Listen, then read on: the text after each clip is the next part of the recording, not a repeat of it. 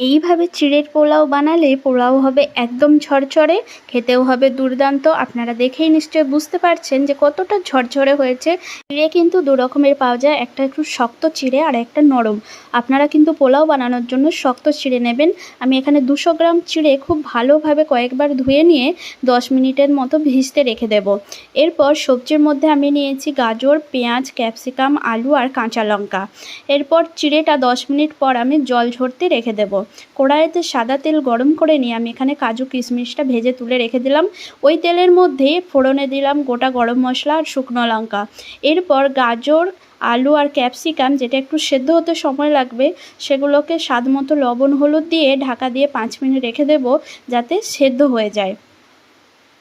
5 minute পর ঢাকা খুলে দেখে নিতে হবে মোটামুটি সেদ্ধ হয়ে গেছে কিনা।